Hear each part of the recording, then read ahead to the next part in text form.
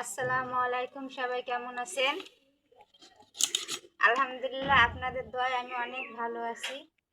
আজকে ব্রয়লারের মাংস রান্না করব। তাই এইভাবে কিভাবে রান্না করি সেটা আপনাদের দেখাবো, যে আমার শ্বশুর বাড়ি কিভাবে ব্রয়লারের মাংস রান্না করে। তার কাটাকুটি করে নেই।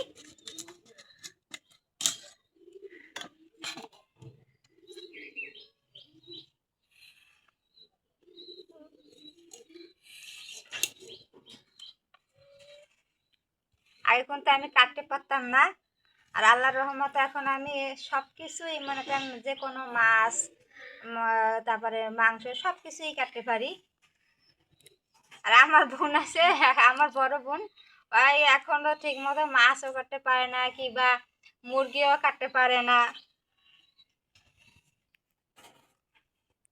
দেখেন, আমি কিন্তু এই ব্রয়লারের গোস্তটা খুবই পছন্দ আমার।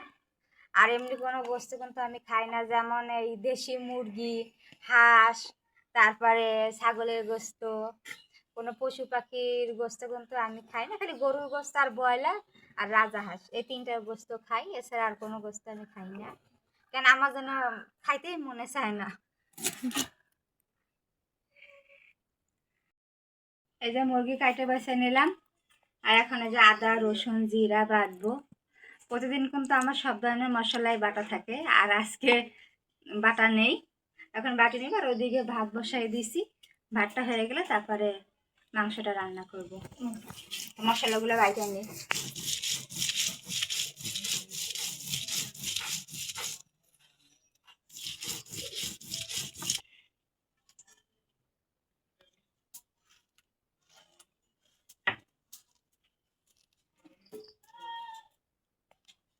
তা মশলাটা কিন্তু বাটা শেষ হইলো।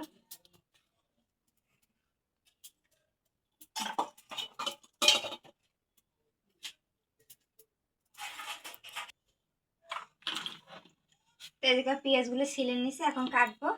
আর কিছু গোটা রসুন নিছি, এই গোটা রসুন খাইতে কিন্তু খুবই ভালো লাগে।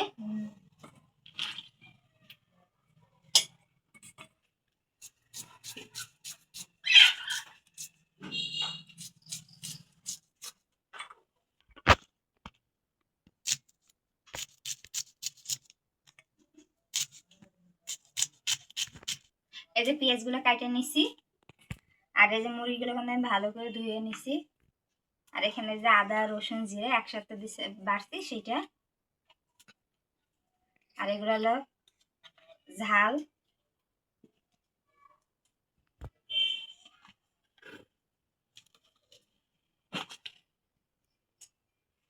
হলুদের গুঁড়া,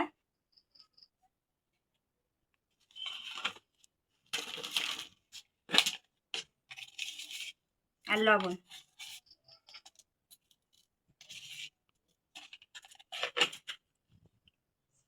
তাই যে আমি সব মশলা দিকে এটা ভালো করে মাইখা নিব।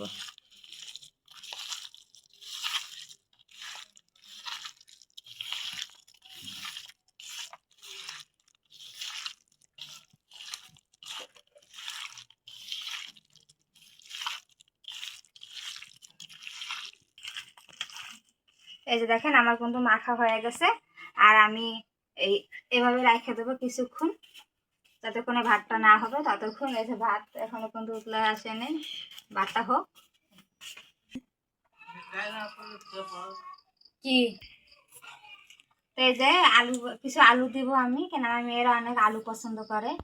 গোস্তের আলুটা কিন্তু আমার কাছেও ভালো লাগে, গোস্তের থেকে গোস্তের আলুটাই ভালো লাগে। তো অল্প কিছু আলু দিয়ে দিব।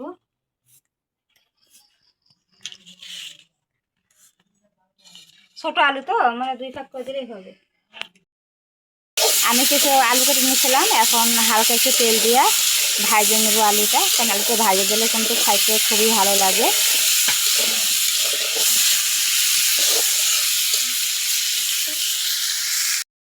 আমি কিন্তু আলুগুলো ভাজে নিচ্ছি, এখন আলুগুলো তুলে নেব। এই যে আলুগুলো নামায় নিয়ে আবার তেল দিছি, আর এখানে পেঁয়াজ রসুন, তারপর তেজপাতা আর কিছু গরম মশলা, এটা আমি লাল লাল করে ভাজা নেব।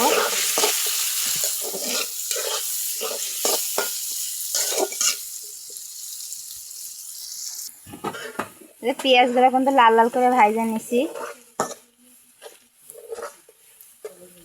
এখন এই যে মুরগি মানে মাংসগুলো আমি মাখায় রাখছিলাম মশলা দিয়ে, এগুলো দিয়ে দিব।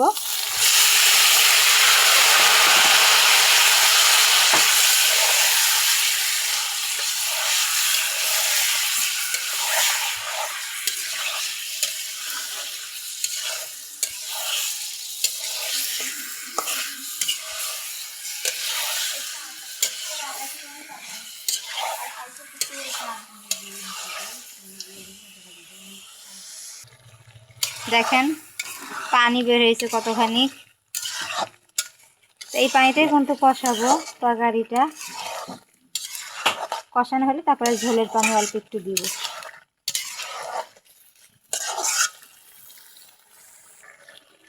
এখানে আমি এখন এই যে রাঁধুনি গুঁড়া মশলাটা এগুলা কিছু দিয়ে দিব, অল্প দেবো, যেহেতু আমি কিন্তু সব ধরনের মশলা দিছি, তো অল্প একটু দিয়ে দিলাম। এই মশলাটা দিলে কিন্তু সুন্দর একটা কালার আসে, অনেক সুন্দর কালারটা হয়। দেখেন মশলাটা দেওয়ার সাথে সাথে কি সুন্দর কালারটা পরিবর্তন হয়ে গেছে।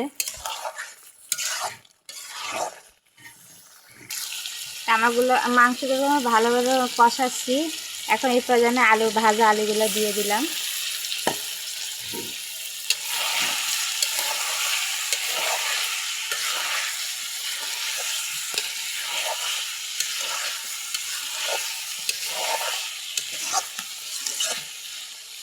আরও একটু কষাই নেব।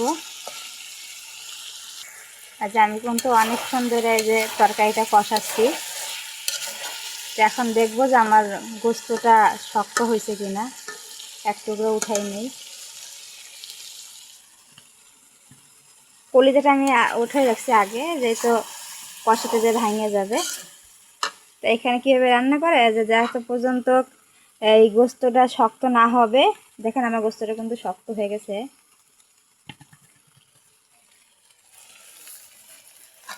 ততক্ষণ মনে করেন যে ভাজতে থাকবো। আর আমি কিন্তু এখানে এক ফোঁটা এখনো পানি দেই নাই, কষানো হয়ে গেলে খালি একটু ঝোলের পানি দেব। আর ততক্ষণ এরকম তেলের উপরে ভাজতে থাকতো যতক্ষণ পর্যন্ত গোস্ত না মানে শক্ত হবে।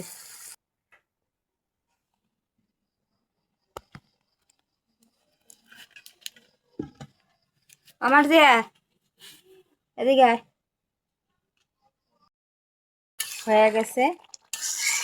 আর যতটুকু পানি আছে মনে করেন যে নামায় রাখলে, যেহেতু আলু দিছি, আলুতে কিন্তু পানি টাইনে যায়, নামায় রাখলে কিন্তু আরও পানি শুকিয়ে যাবে। এত কিন্তু দেখা যাচ্ছে কিন্তু অনেকখানি ঝোল, কিন্তু এত ঝোল থাকবে না, আরও কমে যাবে। আর শুরু থেকে যে কষ্ট করে আমার ভিডিওটা দেখতেছেন তাদের জন্য মন থেকে দোয়া রইল। আর লাইক দিয়ে দেখাটা শুরু করবেন আশা করি। আর আমার চ্যানেলটা যদি নতুন হয়ে থাকেন অবশ্যই আমার চ্যানেলটা সাবস্ক্রাইব করবেন।